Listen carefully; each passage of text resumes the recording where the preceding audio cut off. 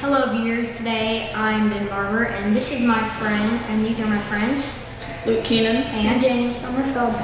Today we will be discussing fantasy football sleeper picks and overrated.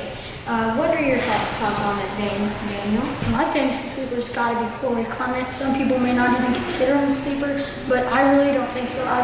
He's not even in the top 100 for ESPN. Totally should be. He scores a lot of points, especially in the PPR league. Really good in the Super Bowl last year, not MVP, but close to it, definitely in the question. Alright, well my sleeper's going to be Jordan Matthews. I know he didn't have a lot of time to shine when he was in Philadelphia because all of the other receivers, Alshon Jeffrey, Nelson Aguilar, were taking over that glory. But now with the new team, Danny Amendola, Julian Edelman suspended, and he's on the Patriots with Tom Brady throwing to him, I think he'll have a good season, and it'll be good for fantasy. I'll go with Nelson Aguilar, wide receiver for the Eagles. It's kind of funny how we all pick people who used to or are playing for the Eagles, but I pick Aguilar because everyone's expecting Alshon Jeffrey to have this big year, another big year from Zach Ertz. But I think he could be a real sleeper pick and have a lot of receptions. Okay, what about overrated players? My overrated player is David Johnson because with Arizona having a new quarterback and Larry Fitzgerald being a wide receiver there, I think Larry Fitzgerald's going to have an absolutely great year.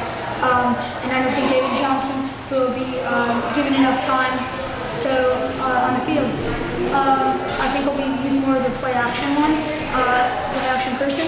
But if Arizona can work him in, he'll be fine, but I don't think so.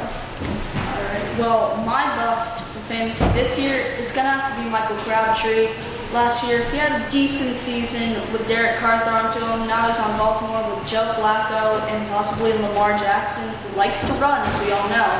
Throwing to him, I don't think he's going to have a good season, even though he had a pretty bad one last year. It was decent, but not great.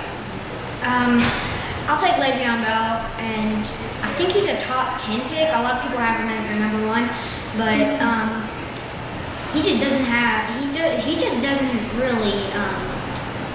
He very much underperforms every season, and then kind of blames it on injury or his contract. I feel like if he's going to make excuses, he should at least still have those big fantasy numbers. I think AB's with them. Okay, let's move on to our MVPs for this season. Who do you think they will be? Me personally, of course, what a shock. I'm about to say Tom Brady. Again, I know, it's super surprising, totally not a shock.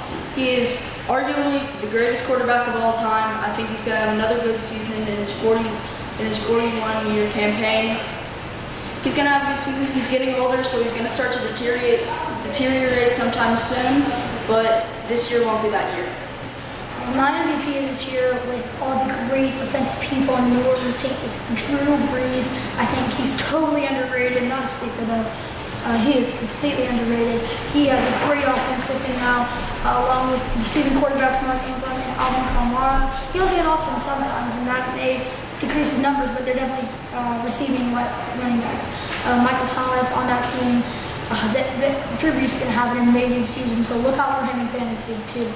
I completely agree with Daniel. I mean, what's not to love about Drew Brees? He did it all with no one around him, and he's doing it all with people around him. Expect a Super Bowl season from the Saints. Let's go offensive rookie of the year. What about you, Daniel? Calvin Ridley is going to be my offensive rookie of the year with Matt Ryan throwing to him alongside Julio Jones. It's going to be an amazing season for him. He won't get as much love with Julio Jones around him, but still, Calvin Ridley is going to be an amazing player. Alright, well mine's also going to be Calvin Ridley, breakout wide receiver from Alabama, drafted 26 overall by the Falcons. He's going to be a little toned down by Julio Jones being there because that's Matt Ryan's favorite target, and he's such a great receiver. But Calvin Ridley is going to have a great season with Matt Ryan throwing to him, and it's going to be fun to watch. I agree with both of you for the same reasons. So let's move on to defensive rookie of the year.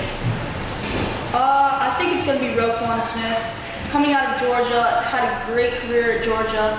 He's going to be doing good with the struggling Bears defense. He's going to have some easier opponents to make him seem like he's shining, and I think he's going to win Defensive Rookie of the Year. I have to agree with you there. Roquan Smith made really all the points, kind of stole from me there. I think Roquan Smith will be a great player, but what about Mika Fitzpatrick? Two Alabama guys. Mika is a hard hitter who will shine in that Dolphins defense with really no one around him, and I think he'll be the one to start it off. Let's finish it off with top 2 college football teams. So, number 2. Number 2 for me is Alabama. I think you know who my number 1 team is going to be anyway. Alabama has 2 strong quarterbacks and great wide receivers, even with Calvin Ridley not gone. So that's my number 2 team. All right, my number 2 team is going to be the Georgia Bulldogs. Of course, Kirby Smart is their coach. Had a great year, narrowly missed a national championship after falling to Alabama in overtime with the national championship game last year. They're going to have another good season. Riley Ridley is a star. They did lose Sony Michel and Nick Chubb, and that's going to hurt their running game, but I still think they'll have a good season. Still have DeAndre Swift. Yeah. I have to go with Georgia, and I think you all know who our number 1s are going to be. But Georgia's just, they've lost that dominance on defense, and they lost some O-linemen on offense. That's why they're not number 1, even though bringing in the number 1 recruiting class, but they're definitely a good team. Number 1, Georgia, obviously. They still got DeAndre Swift, and that's basically all they need with Jake Fromm as their quarterback. Number 1 is going to be the Alabama Crimson Tide. Roll Tide under Nick Saban, the best college coach to ever exist in college history. Many national championships. They lost many core pieces of the defense. They lost Calvin Ridley, Bo Scarborough for the running back game. He was the big power guy. But Alabama under Nick Saban, they're still gonna have an amazing season and possibly another championship by January. I agree with you, and if you start reading off some of the names on that list, who are still there, they have 2 of the best quarterbacks. 2, that I know that sounds crazy. But then you also have Damian Harris, Josh Jacobs, and Najee Harris, who was the 5-star recruit last year coming in. I just don't think anything else. So roll Tide. I'm Ben Barber. This is Daniel Summerfeld, and that's Luke Keenan. Bye.